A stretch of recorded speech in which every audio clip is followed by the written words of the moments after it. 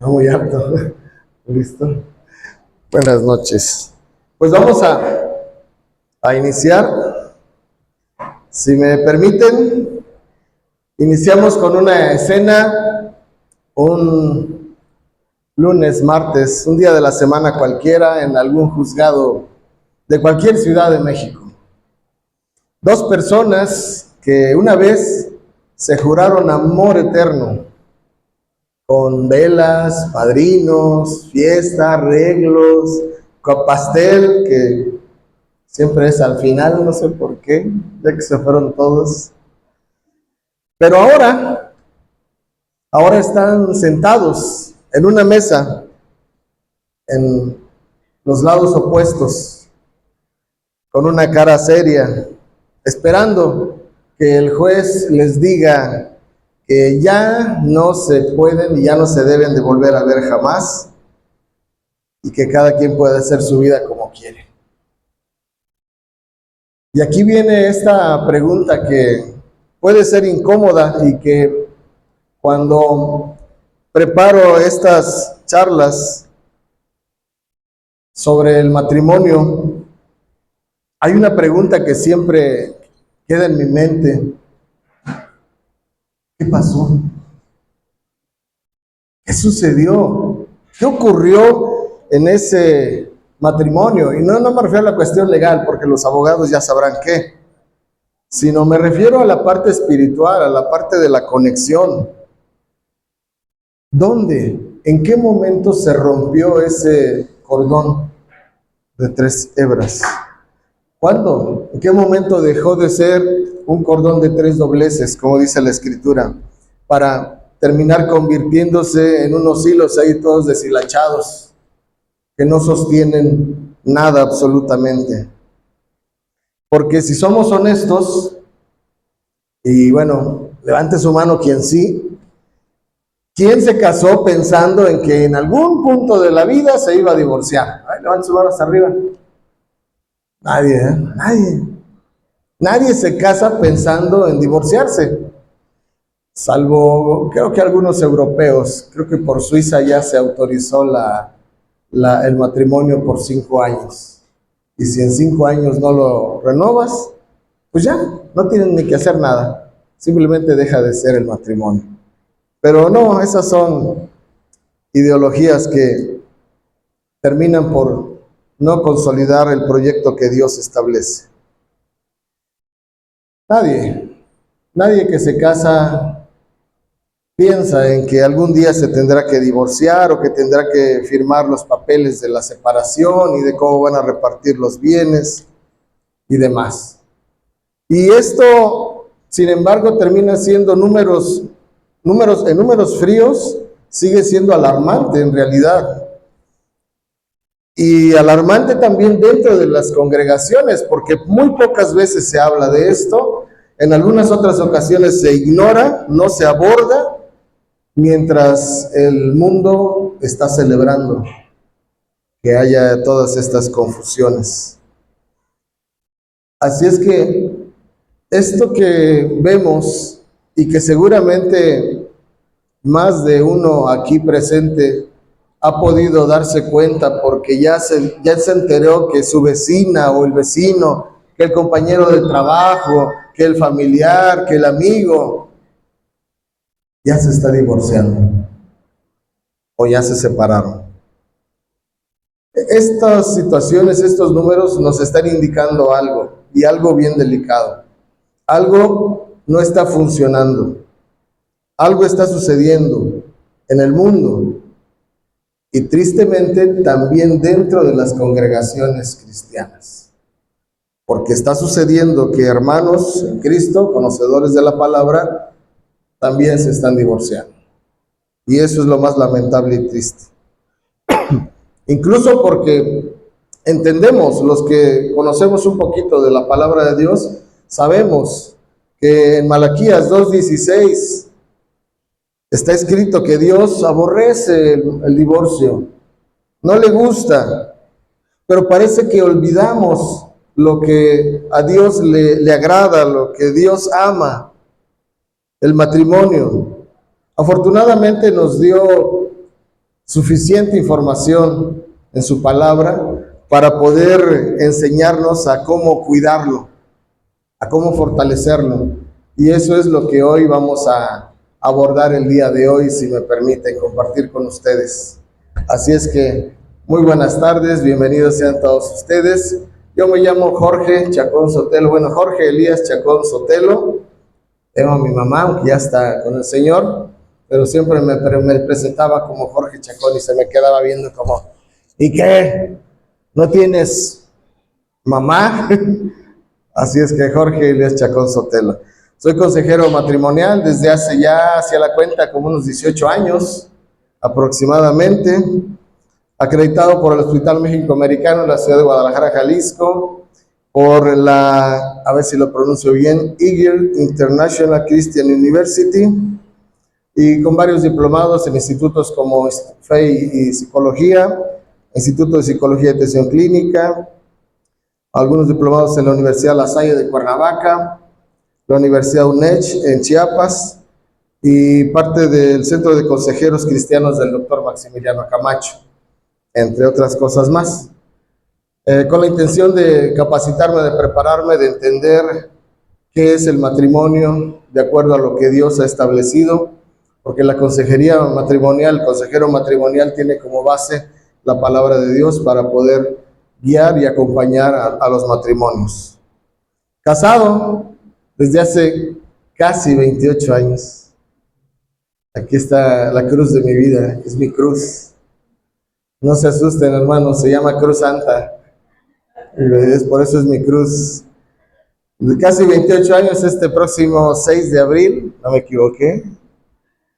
Sí, porque hay que tener cuidado con las fechas, hermanos varones. Cuidado con eso. Hemos procreado 3 hijos, tenemos 3 gatijos, 2 perrijos, esa es la familia que tenemos, porque también se les ama y se les quiere a las mascotas, son parte de la familia y cuando también parten, también se entristece el alma. Bueno, hoy vengo a hablarles justamente de un tema muy valioso y no como quien ha alcanzado la perfección dentro del matrimonio. La verdad es que tengo muchos errores. Mi esposa aquí presente puede dar fe y testimonio de mis múltiples defectos, de mis equivocaciones, de mis omisiones, de esas situaciones que la vida en matrimonio también nos presenta como retos. Y bueno, más bien estoy aquí como alguien que ha entendido, aprendido un poquito que equivocarse es normal, es común dentro del matrimonio, que en el matrimonio el destino de este no se alcanza el día de la boda, sino que se tiene que renovar cada mañana. Cada día tenemos que renovar nuestro compromiso en este pacto matrimonial. Y un pacto matrimonial requiere, entre otras cosas, que podemos y que debemos entender que estamos construyendo la relación de forma diaria y de forma constante. Construir la relación. No darlo como un hecho o como si fuera una especie de receta de cocina sobre cómo mantener un matrimonio sólido. Hay muchos libros sobre ello y creo que la librería del hermano tiene bastante material para poder prepararse. Ahí en Reforma 7, ¿verdad? Reforma 9, me falló por 2, pero estaba cerca. Lo que quiero compartirles con ustedes es una serie de condiciones un tanto incómodas que puedan llegar a ser los nuncas del matrimonio.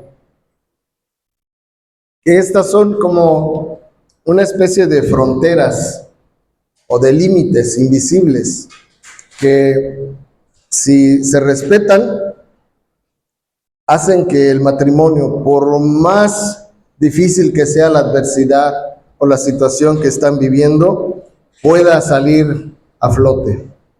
Y no importa la adversidad que puedan estar sufriendo o aconteciendo. Y bueno, Nosotros sabemos que tenemos un Dios de orden, así es que estos nunca los organicé en 3 niveles: el espiritual, el emocional y el conductual.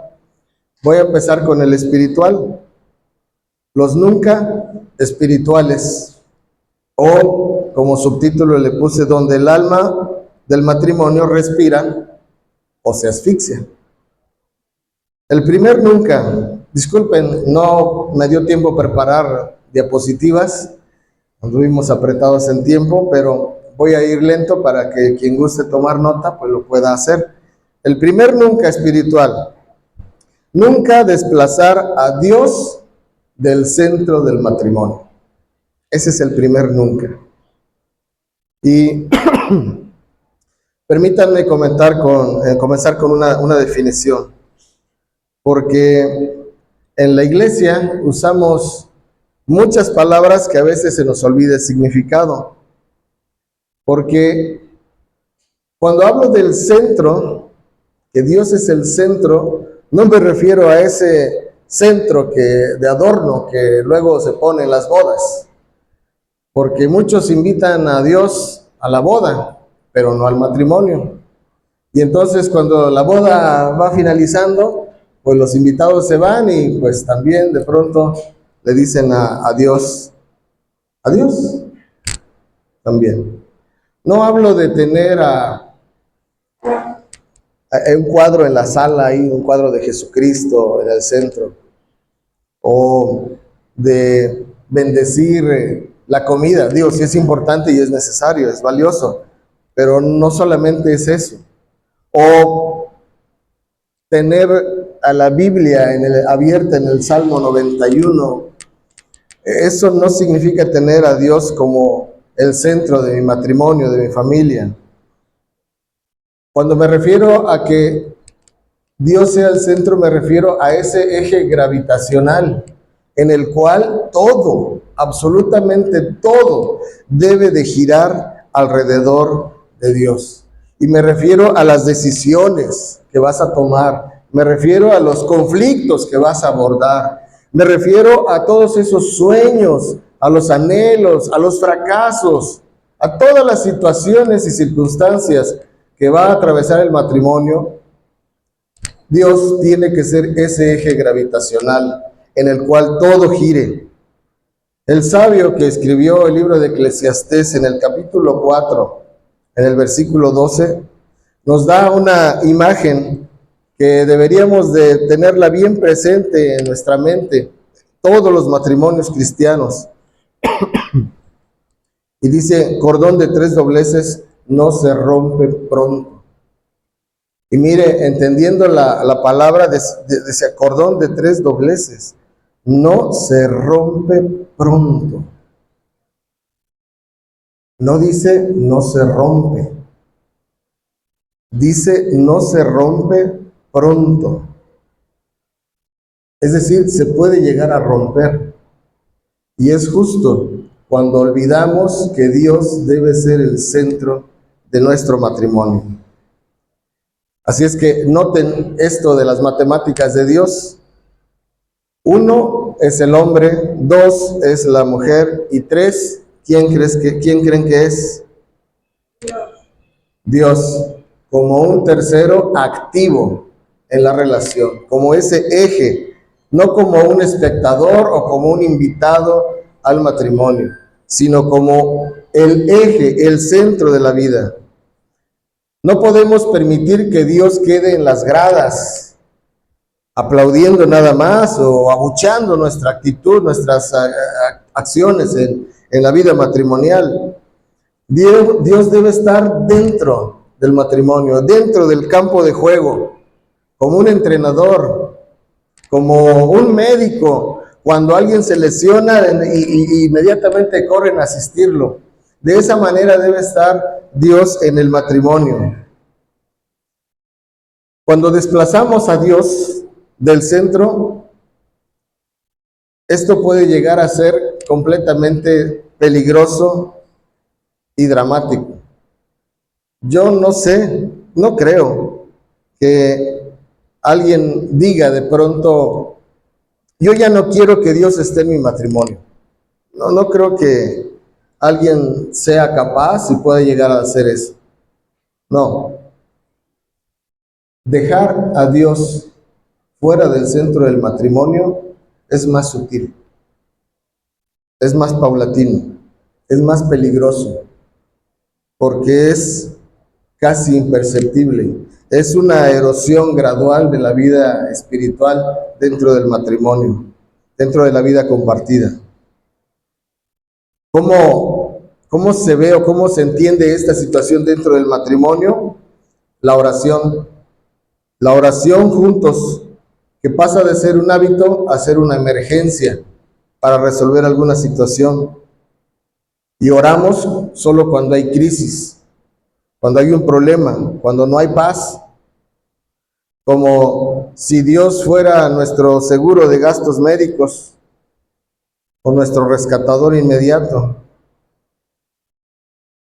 Otro escenario son las decisiones que tomamos, desde el lugar donde vives, el cómo vas a educar a los hijos.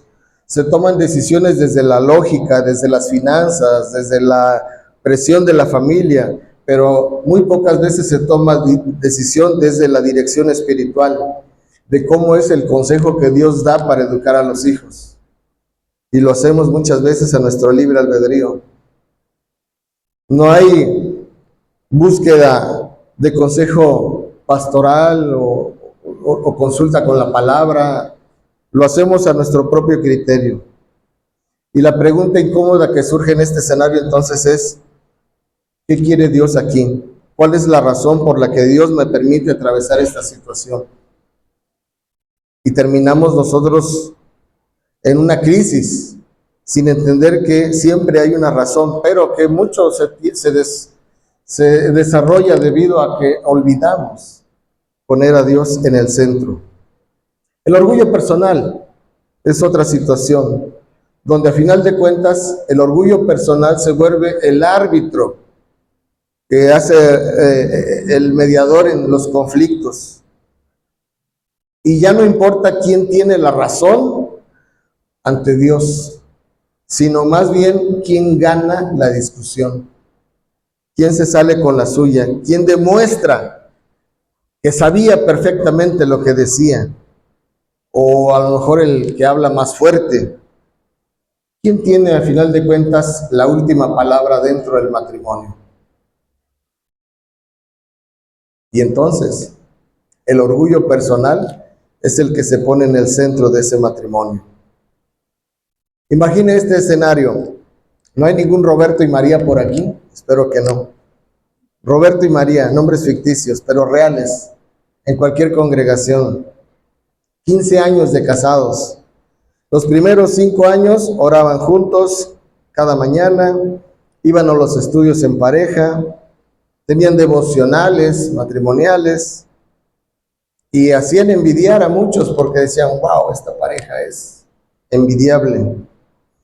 Pero ustedes saben, los que tienen algunos años de vida en el matrimonio, las situaciones, el día a día de la vida, los hijos, el trabajo, poco a poco la vida llega a complicarse más. Nacen los hijos, se adquieren deudas, llegan promociones para trabajar un poco más de tiempo y la oración juntos empieza a convertirse en, bueno, pues cada quien ora, ¿no? A su tiempo, a su modo, a su manera. A final de cuentas, pues Dios nos escucha. Los devocionales se convierten en, pues leemos individualmente y luego comentamos, ¿no? ¿Parece? Y finalmente terminamos sin orar, sin leer y totalmente distanciados. Y muchos terminan un matrimonio, continúan en un matrimonio de 10, 15, 20 años, legalmente casados, pero espiritualmente distanciados. Hay parejas que ya no son cónyuges, son, ¿cómo le llaman hoy? Roomies, o roomings, algo así. Compañeros de habitación, de cuarto. Ya no comparten muchas cosas en común.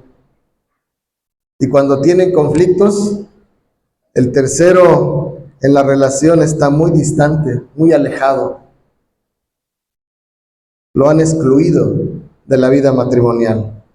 Solo queda el orgullo de cada uno, su conocimiento intelectual, lo que le alcance para poder intentar resolver alguna situación. Su deseo, en muchos casos, de salirse con la suya y de demostrar que lo que él dice o lo que ella dice es. Así es que el primer nunca dentro de la vida matrimonial es tener cuidado, y es una invitación a ser vigilante de la vida espiritual dentro del matrimonio, a preguntarse honestamente, sinceramente, esta pregunta: ¿estamos construyendo este matrimonio con Dios en el centro de nuestras vidas? ¿O estamos construyendo algo que esperamos que Dios bendiga después? Hay cuando haya oportunidad. Importante hacerse esta pregunta: ¿estás construyendo tu matrimonio con Dios como el centro de tu matrimonio? Segundo nunca espiritual: nunca permitas que el corazón se endurezca. Por favor, nunca permitas que el corazón se endurezca. Este segundo nunca espiritual es muy probablemente el más difícil de detectar, porque un corazón endurecido no duele. Al contrario, deja de sentir, se vuelve insensible, indoloro, indolente también. Y eso, paradójicamente, lejos de ayudar, me lastima. El autor de la carta a los Hebreos, en el capítulo 3, versículo 13, nos advierte con mucha urgencia: exhortaos los unos a los otros cada día, entre tanto que se llama hoy, para que ninguno de vosotros se endurezca por el engaño del pecado. ¿Qué es el endurecimiento del corazón? En términos bíblicos, es la pérdida progresiva de la capacidad de respuesta al Espíritu de Dios.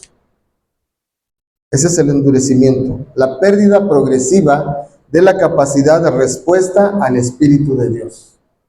Nos cerramos.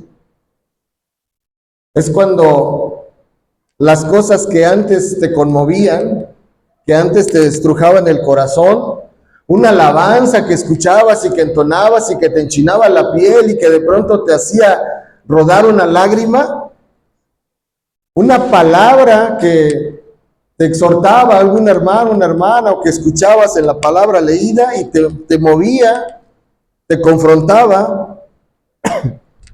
La necesidad que externaba tu cónyuge respecto a algo que estaba viviendo, y tú también te condolías ante eso que estaba sucediendo en tu cónyuge. Todo eso hoy en día ya no sucede. Ya no te estremecen las alabanzas. Ya no te estruja el corazón la necesidad que te comparte tu cónyuge. El corazón se ha endurecido. Y en el contexto matrimonial es justamente cuando dejamos de ser afectados por el dolor que está sufriendo mi cónyuge. Ya no me duele, ya no me mueve, ya no me impacta lo que está sucediendo en la vida de mi cónyuge. Ahí tenemos un corazón endurecido. Cuando su llanto, cuando su petición ya no nos conmueve, más bien nos molesta, nos incomoda. Cuando su fracaso en el plan que tenía nos da la razón para criticar, para juzgar, para decirle: ya ves, te lo dije, ¿por qué no me escuchaste?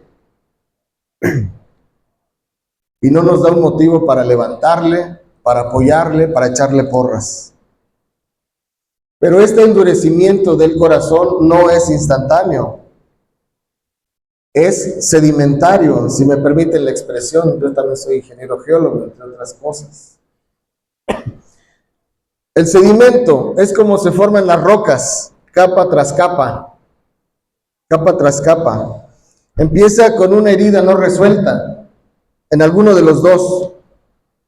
Continúa con una discusión donde ganaste, pero ambos perdieron porque no pidieron perdón. Una noche en la que se durmieron enojados y cada quien como las águilas inglesas. ¿Sí saben cómo, no? ¿No saben cómo? Espalda con espalda. Están enojados. No se abrazan. Espalda con espalda. Y se nos olvida. ¿Cuántos de ustedes, no levanten la mano, por favor? ¿Cuántos de ustedes han violado, hemos violado? Efesios 4:26. No se ponga el sol sobre vuestro enojo, dice la palabra.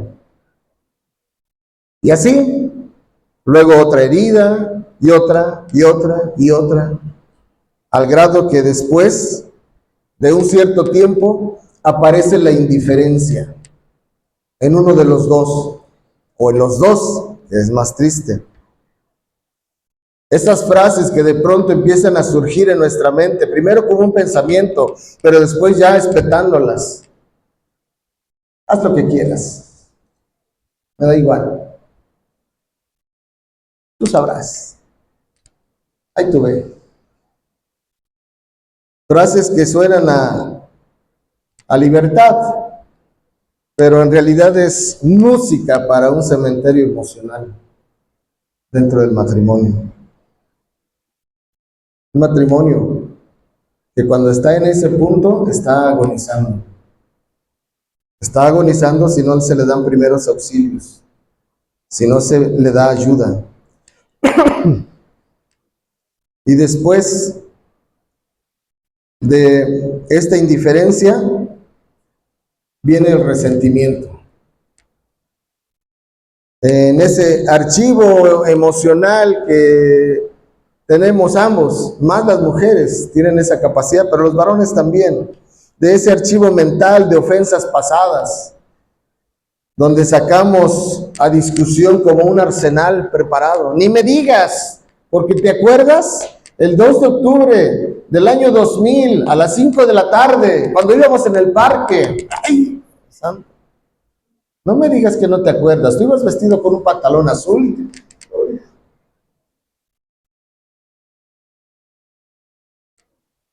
Surgen situaciones que van llevando a una estación final llamada la frialdad emocional.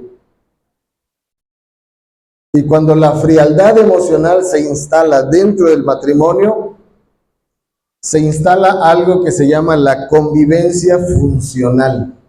Convivencia funcional. Es decir, empiezan a surgir estas simulaciones dentro del matrimonio. Matrimonios simulados, donde aparentemente todo está bien, incluso pueden llegar a ser la envidia de varios, de cómo se llevan. Mira, parece una pareja ideal, pero ¿han visto cómo trabaja y cuál es el efecto de la polilla en los muebles de madera? ¿Sí lo han visto?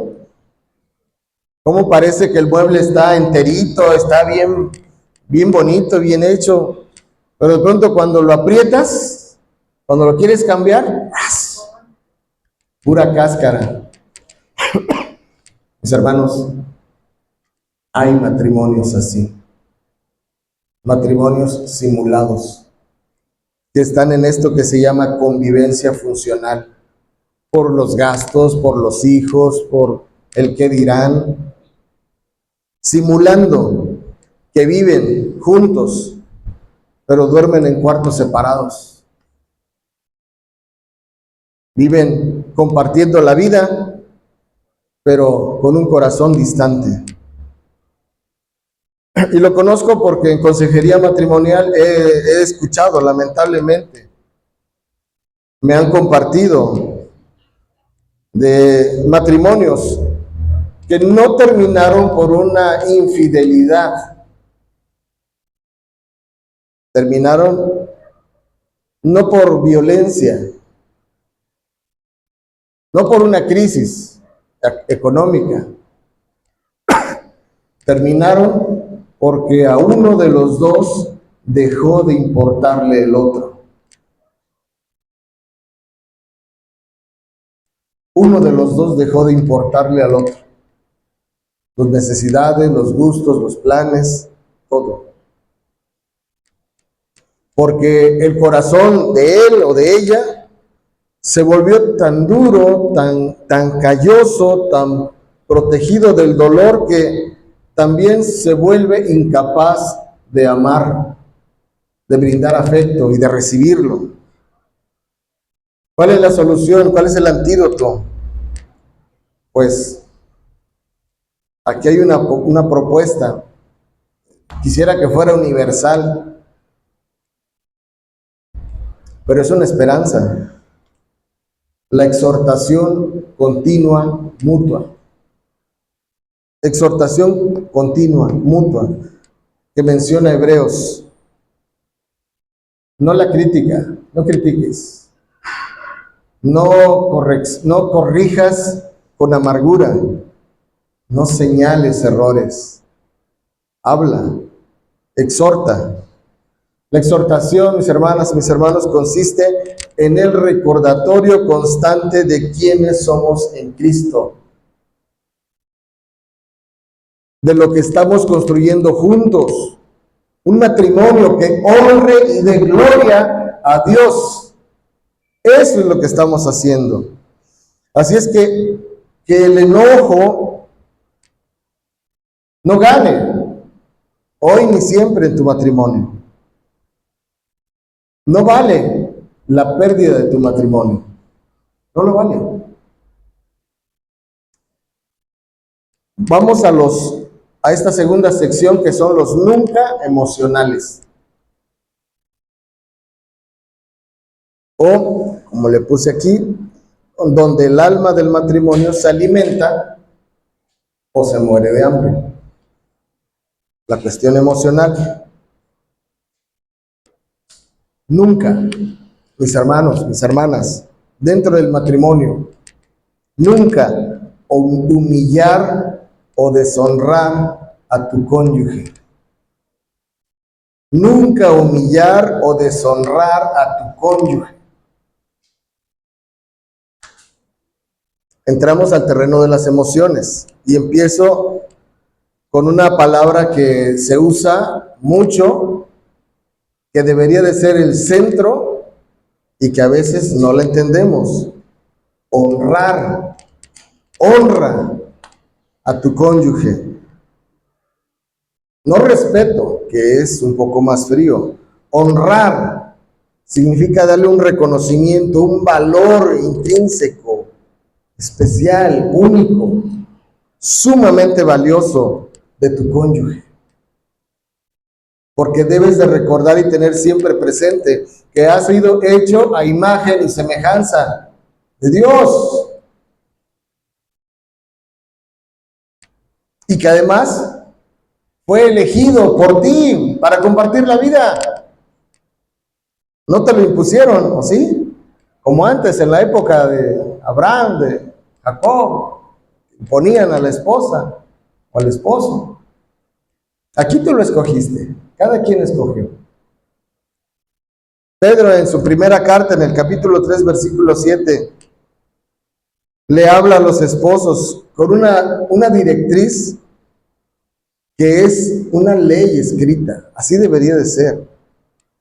Dice: vosotros, maridos, igualmente habitad con ellas sabiamente, dando honor a la mujer como a vaso más frágil y como herederas conjuntamente de la gracia de la vida, para que vuestras oraciones no sean impedidas. Primera de Pedro 3:7.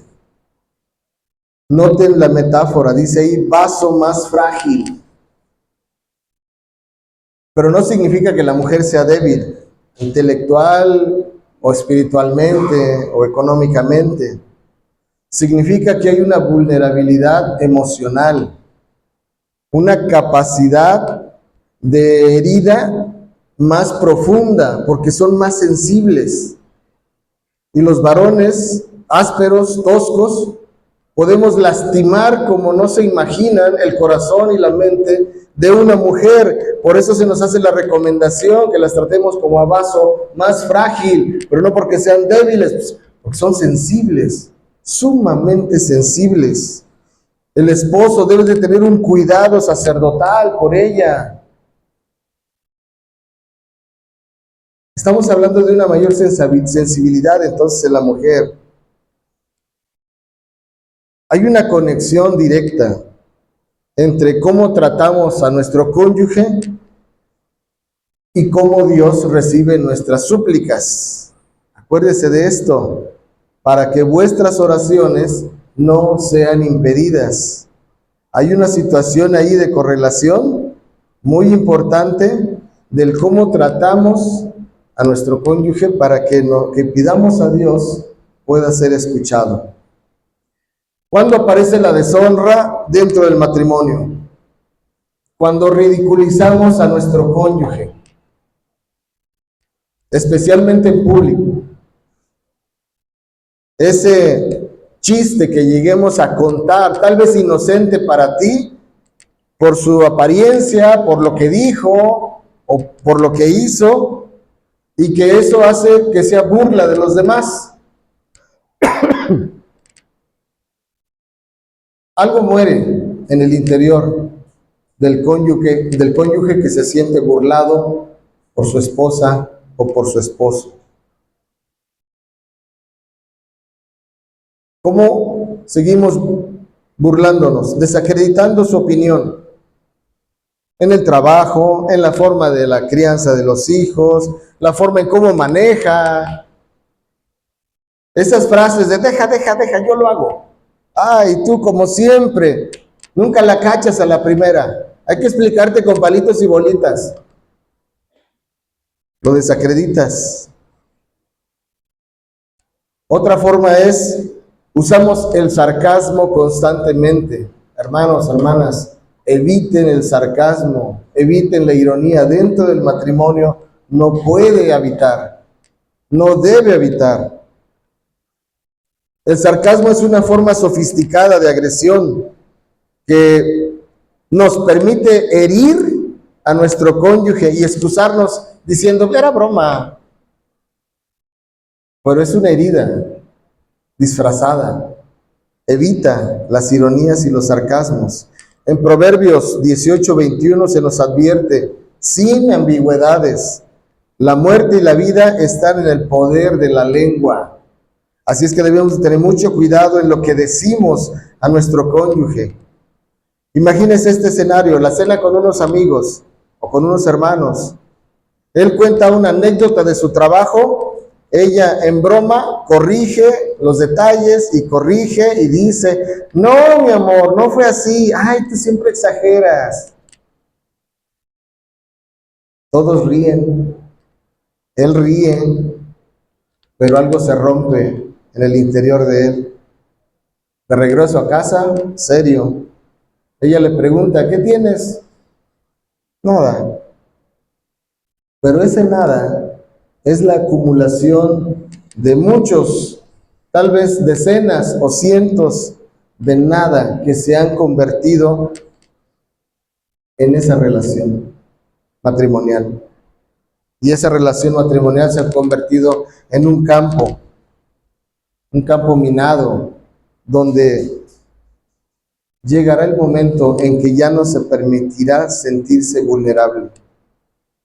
Muchos matrimonios, mis hermanos y mis hermanas, se enfrían no por la falta de amor, sino porque su relación se volvió un espacio donde uno de los dos se siente constantemente ridiculizado o humillado, donde el amor exista todavía, pero él o ella ya no se sienten seguros, ya no se atreven a hablar, a decir, a expresar algo porque saben que van a ser ridiculizados o burlados. Así es que hay que tener cuidado con este nunca. Cuarto nunca. Nunca permitir la crítica destructiva constante. Nunca permitir la crítica destructiva constante. Vamos a distinguir algo, porque esto es muy importante. La corrección no es lo mismo que la crítica. Podemos corregir, porque podemos llegar a equivocarnos, ¿sí? Pero una cosa es corrección y otra cosa es criticar.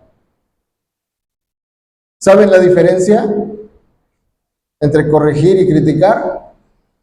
Pregunto, ¿sí la saben? Porque si no la saben, corren el peligro de caer en este nunca. La crítica señala, la crítica acusa, la crítica evidencia algunas fallas. ¿Para qué? Para mantener al otro en un estado de inferioridad. Pablo en Efesios 4, versículo 29 nos da un filtro muy importante, muy valioso. Dice, ninguna palabra corrompida salga de vuestra boca, sino la que sea buena para edificación, según la necesidad del momento, para que dé gracia a los que escuchan. Esta palabra nos da 3 criterios para que en nuestras palabras dentro del matrimonio podamos decirlas. Primero, lo que tú le vas a decir a tu cónyuge en un momento así tenso, estresante, ¿edifica? Lo que vas a decirle, lo que vas a soltarle, ¿construye algo en el matrimonio o va a destruir algo dentro de él? Segundo filtro, es según la necesidad del momento. En realidad es así. ¿Hay urgencia para esto que le vas a soltar, que le vas a decir? ¿Es real? ¿O es solo una necesidad, una insatisfacción mía? ¿O una necesidad de querer controlar la situación o de evidenciar algún defecto? Y un tercer filtro que nos da esta palabra. Da gracia. Lo que tú vas a soltar, lo que tú le vas a decir a tu cónyuge, da gracia. Es decir, deja a tu cónyuge mejor de como estaba, o lo deja humillado, o lo deja con un sentido de culpa. Tengamos cuidado. Cómo los matrimonios llegan a llenarse de reproches, de sarcasmos, de comentarios hirientes. La relación se llega a volver agotadora emocionalmente. El problema en realidad no es el conflicto. Recordemos una cosa, todo matrimonio va a atravesar por conflictos. De hecho, es sano que haya conflictos dentro del matrimonio, porque nos vamos conociendo. Vamos haciendo ajustes. En realidad el problema es la forma en cómo se abordan o cómo se intentan resolver las situaciones, los desacuerdos, las desavenencias que hay dentro del matrimonio. Así es que tengamos cuidado. Siguiente, nunca. Quinto. Son como 12, ¿eh? Tengan paciencia, no es cierto, no es cierto, ya vi sus caras. Ya casi nos vamos. Quinto, nunca. Nunca usar el silencio como castigo. Nunca utilice el silencio como castigo. Hay matrimonios, fíjense qué curioso, hay matrimonios donde las discusiones no terminan en gritos. ¿Saben qué terminan? En silencios, silencios prolongados, silencios que pueden durar horas, días, semanas y a veces meses. Y esto, aunque pudiera llegar a verse así como muy civilizado, como mira, no golpean, no levantan, avientan cosas, no. Los gritos, más que los gritos, el silencio puede ser mucho más destructivo. Porque no sabemos qué pasa, qué sucede, qué ocurre, qué está pensando. La instrucción que nos da Efesios capítulo 4, versículo 26 es muy clara. Airaos, pero no pequéis, y no se ponga el sol sobre vuestro enojo. Pero fíjense, creo que lo tenemos bien claro, pero se nos olvida. No dice no te enojes. El enojo es una emoción natural, normal.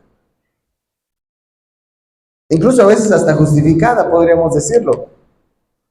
Pero no dice que no te enojes, dice que no dejes que el enojo llegue hasta la noche y amanezca de nuevo. Y tú sigas, sí, con la trompa de enojo. Silencio, sin decir nada. No permitan, mis hermanos y mis hermanas, que el silencio se instale en sus corazones, porque poco a poco ese silencio se va convirtiendo en amargura, en resentimiento. El silencio utilizado como un castigo también se le llama tratamiento de silencio. Y esto crea en el cónyuge que lo recibe ansiedad, porque no sabe a ciencia cierta qué hizo, qué dijo, qué pasó. Y pasan los días y empiezas con, ¿me seguirá amando? ¿Seré importante en su vida? Muchas preguntas empiezan a surgir y por supuesto la ansiedad, que es anticiparse a lo que viene, empieza a ganar terreno. También genera inseguridad en tu cónyuge y en la relación que tienes con él, con ella. ¿Por qué? Porque nunca estás seguro, no tienes la certeza de cuándo te va a volver a hablar. Y si eso sucede comúnmente, pues no sabes ni qué atenerte. ¿Qué seguridad hay? ¿Te habla o no te habla? Se enoja, te deja de hablar y no sabes ni qué está pasando. También genera distancia emocional. Mis hermanos, con el tiempo, esta distancia emocional se convierte en una distancia física, una distancia real. Ya no es nada más la emoción y la convivencia. Simplemente se apartan, se alejan. Un ejemplo cotidiano. Ella llega, o él, con quien sea, llega y hace un comentario.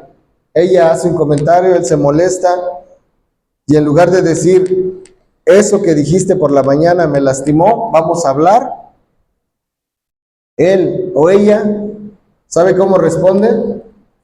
Con monosílabos. Ajá, sí, no, está bien, luego, ahí vemos. Sí, digo, aquí no pasa, con ustedes no, aquí no, en ningún matrimonio de los que están aquí no pasa. Decía el hermano Luis, ¿no? Eso por Cuernavaca, ¿no? De aquel lado. No, él dijo. Pero de pronto su lenguaje corporal dice otra cosa.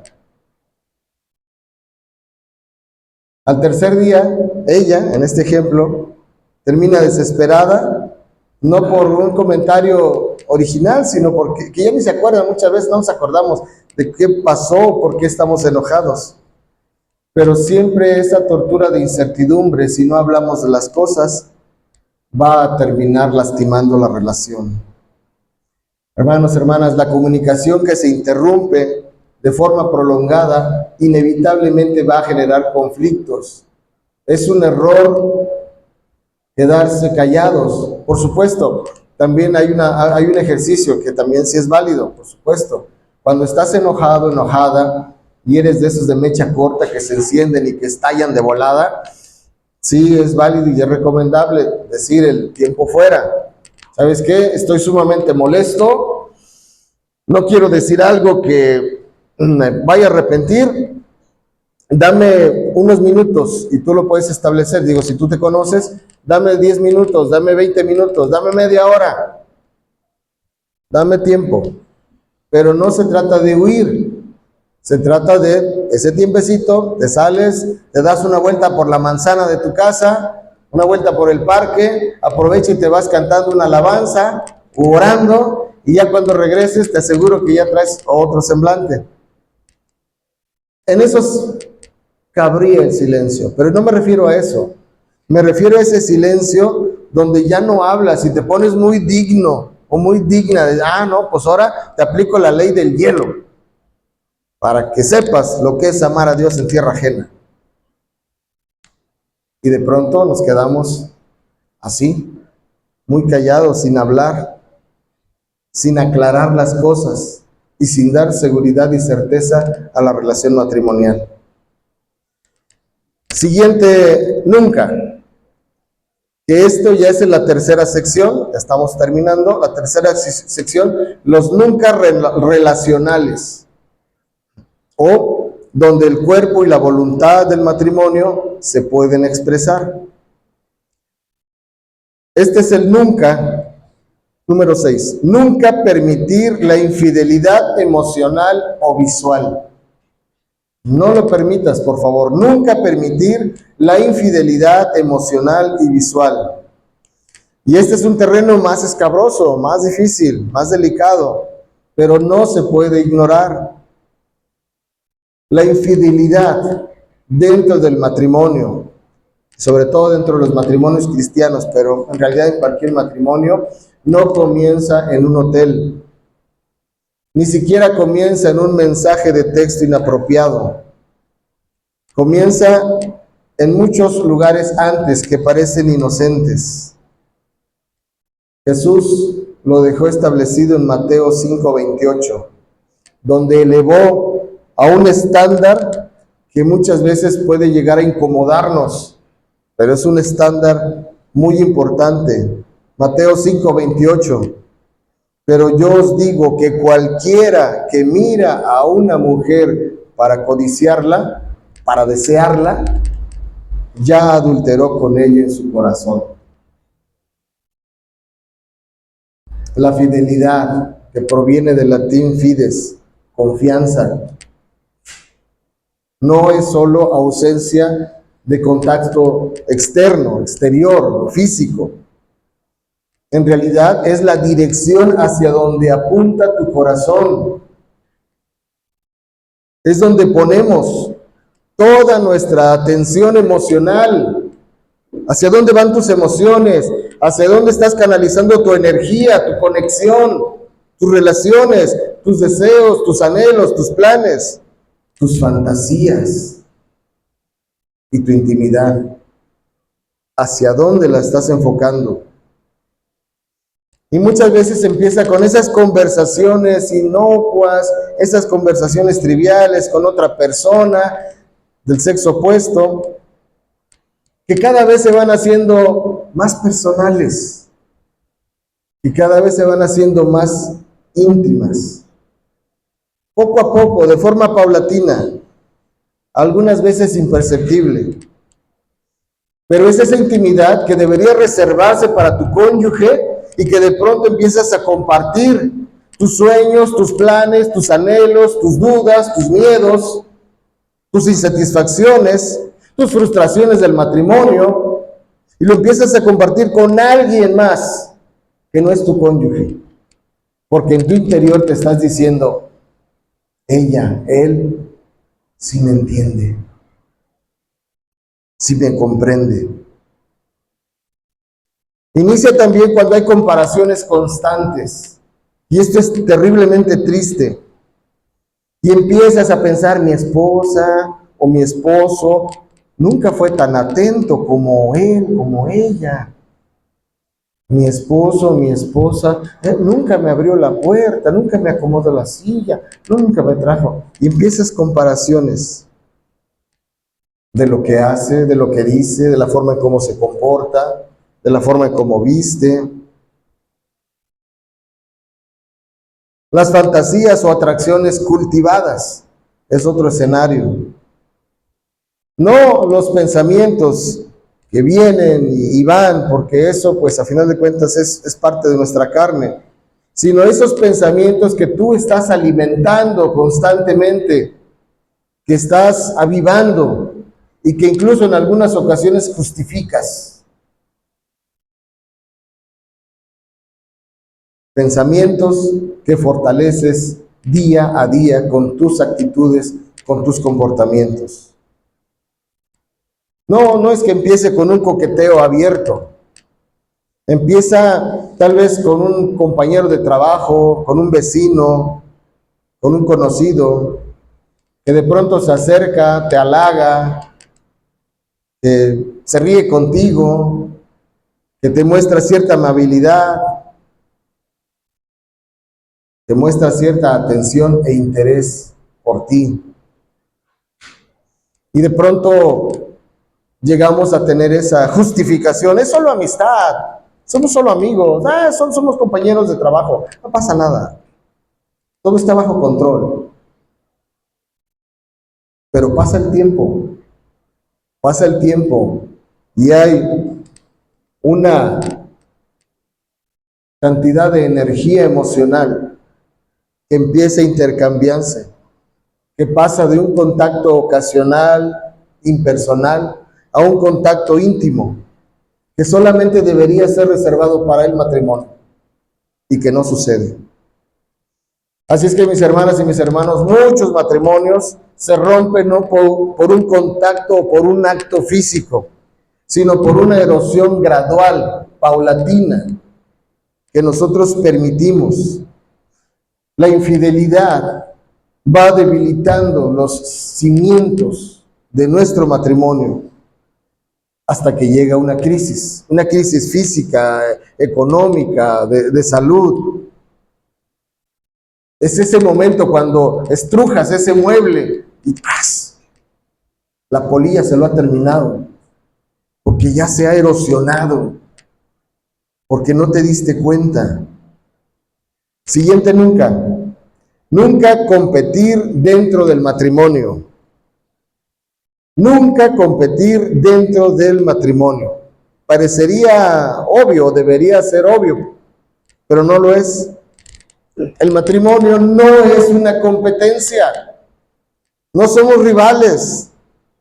No hay medallas por ver quién tiene la razón o quién se equivocó, quién gana, quién pierde. ¿Quién es mejor, papá o mamá? En Filipenses capítulo 2 versículo 3 se nos da el antídoto. No hagáis por contienda o por vanagloria, antes más bien con humildad, estimando cada uno de los demás como superiores a sí mismo. Fíjese cuando aparece la competencia dentro del matrimonio. Cuando uno de los dos busca tener siempre la razón. Cuidado si te sorprendes en esto. Siempre buscas tener la razón, salirte con la tuya, incluso a costa de la paz que pueda llegar a tener tu matrimonio. ¿Cómo aparece esta competencia dentro del matrimonio? Uno de los dos siempre busca dominar las decisiones, ignorando muchas veces la perspectiva y la opinión del otro.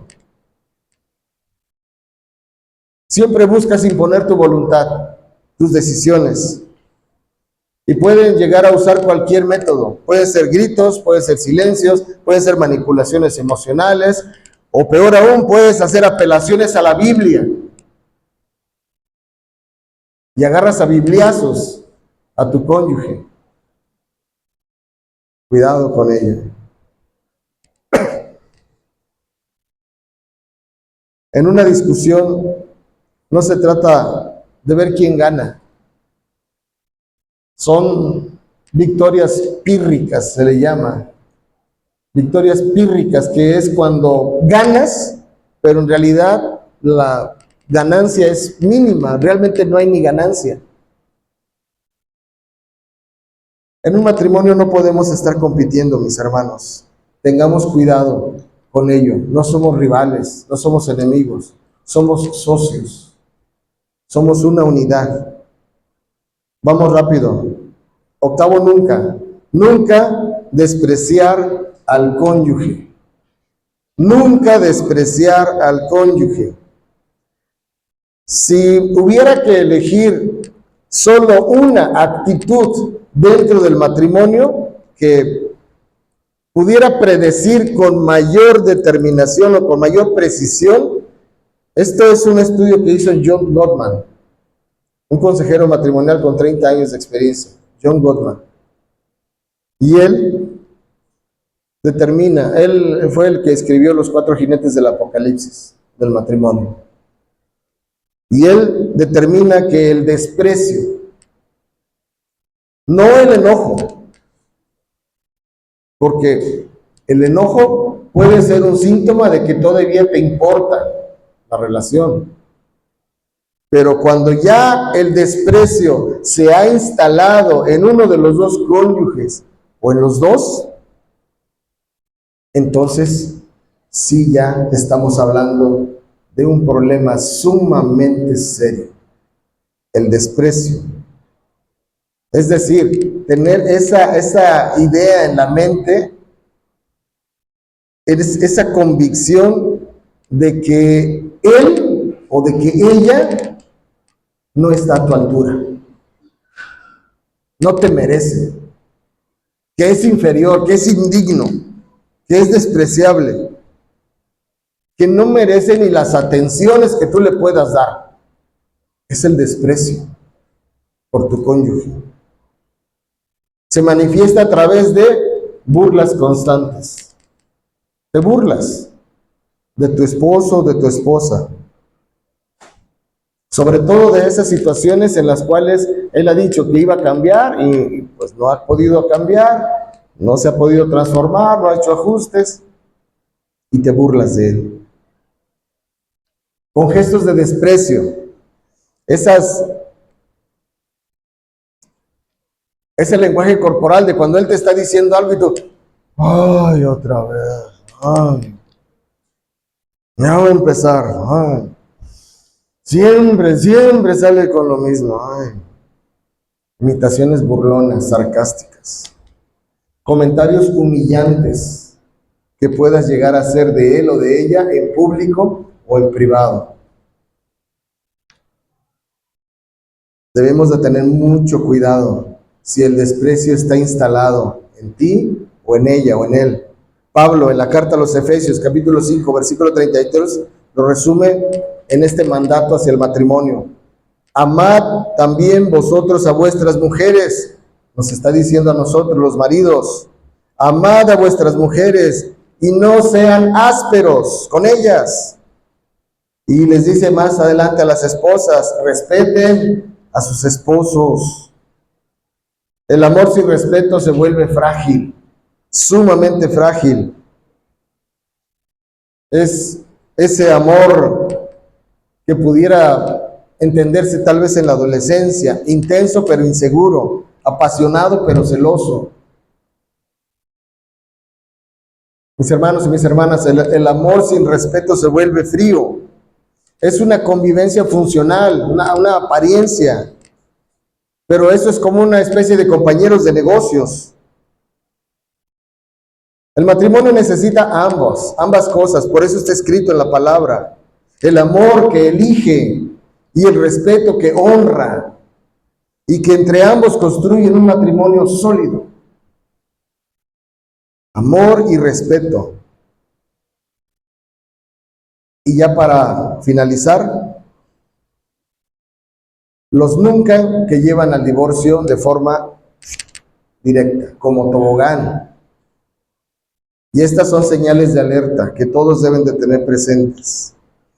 En la experiencia que tengo en consejería matrimonial y apoyándome con mis instructores y con demás consejeros, hay conductas que son repetidas, constantes, y que si están dentro de los matrimonios terminan por separarlos.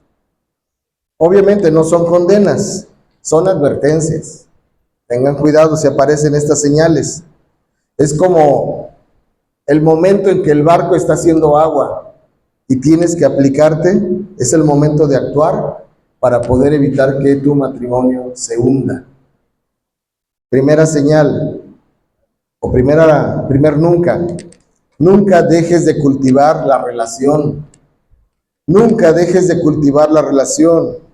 Muchos matrimonios no se rompen por la falta de amor, se rompen por el abandono emocional de él o de ella, por asumir que pues ya estamos casados, no necesito conquistarte. No necesito decirte más palabras. Dejar que la rutina, que los hijos, que el trabajo, que 1001 ocupaciones ocupen justamente el espacio que debe estar destinado para el nosotros, para la unidad. Siguiente, nunca, que es como señal de advertencia, foco rojo. Nunca permitas que el resentimiento te gobierne. Nunca permitas que el resentimiento te gobierne. Colosenses capítulo 3, versículo 13 es muy claro. Sopórtense unos a otros y perdónense si alguno tiene una queja contra otro, así como el Señor los perdonó, perdonen también ustedes. Mis hermanos y mis hermanas, todos aquí sabemos, y quien no lo sepa, hoy lo va a saber, el perdón no es opcional. El perdón no es opcional, pero el perdón sí es oxígeno puro para el matrimonio. Un cónyuge que no perdona está condenado al resentimiento y a la amargura, que poco a poco va a ser como esas polillas en la madera y va a terminar destruyendo el matrimonio. La intimidad en la pareja no es solamente física, es de conversación, es de cercanía, es de atención mutua. Cuando esta desaparece, mis hermanos, la relación se vuelve solo una convivencia de dos roomies, como les dije hace rato. La convivencia sin intimidad es el pasillo que lleva a la separación de forma inevitable. Así es que, mis hermanos y mis hermanas, el matrimonio cristiano no se sostiene solo por el sentimiento de amor. Los sentimientos cambian.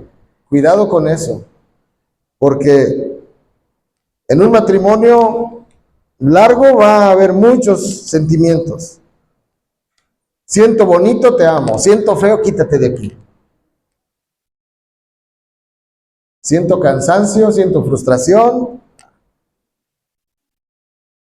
El matrimonio cristiano debe de sostenerse por principios espirituales que deben de vivirse diariamente, por la decisión constante, por la renovación cada mañana, dispuestos a proteger el pacto matrimonial. Como dice Colosenses 3:14, y sobre todas estas cosas, vestíos de amor, porque es el vínculo perfecto. El amor es una vestidura, no es una emoción, no es sentimiento. El amor es una vestidura, dice la palabra, es algo que nos ponemos, no es algo que viene y que va, algo que pasa. El amor es una decisión, el amor es acción, el amor es compromiso, el amor es decisión de querer estar. Ese es el vínculo perfecto del cual habla la palabra. No porque sea fácil, sino porque es total y suficiente para que el matrimonio pueda funcionar. Mis hermanos, mis hermanas, nunca nos olvidemos de estos nunca. Que fortalezcamos nuestro matrimonio cada día, trabajemos por él y evitemos que el mundo y que el enemigo destruya los matrimonios, el matrimonio que estamos construyendo. Muchas gracias. Dios los bendiga.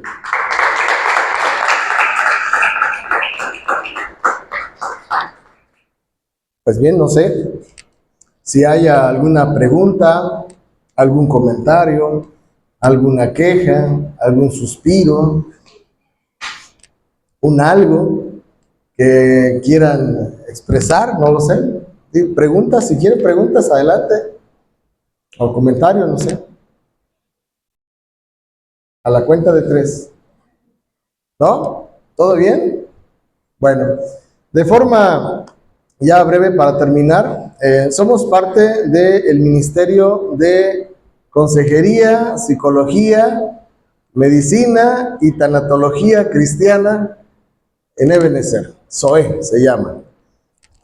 Cada mes presentamos una serie de conferencias que van enfocadas en diferentes temas, teología. La siguiente es el 18 de abril, ¿verdad? Creo que es la fecha.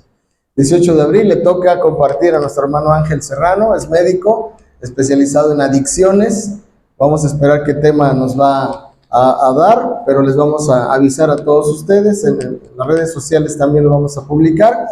Y bueno, tratamos de poder brindarle este acompañamiento en todas estas áreas. La psicóloga, nuestra hermana Ruth, es psicóloga, está el teólogo y nuestro pastor Arturo en los aspectos. Allá está Eduardo en tanatología, doctor, ¿verdad? Ya en tanatología. Ya casi. Su servidor en consejería matrimonial y el doctor Ángel Serrano, que no pudo estar presente por cuestiones de trabajo, como les dije, en el área de adicciones. Y cada mes estamos presentando diferentes temas. Estos temas también los podemos llevar a otras instituciones, a otras iglesias, por supuesto que sí también, con muchísimo gusto. Y pues si en consejería tienen alguna pregunta, alguna duda, por supuesto de forma privada, podemos atenderlos para poder abordarles y acompañarles. Les recuerdo, para terminar, la consejería no es darle un consejo, decirle qué es lo que tiene que hacer. La consejería es acompañar y ayudarle al matrimonio, en base a la palabra de Dios, a encontrar una respuesta, una salida, una solución a ese conflicto que están atravesando. Pero jamás es decirle qué es lo que tienen que hacer o qué es lo que yo haría en su lugar para que su matrimonio funcione. No, así no funciona la consejería. ¿De acuerdo? Pues muchísimas gracias por acompañarnos y Dios nos bendiga a todos. Buenas noches.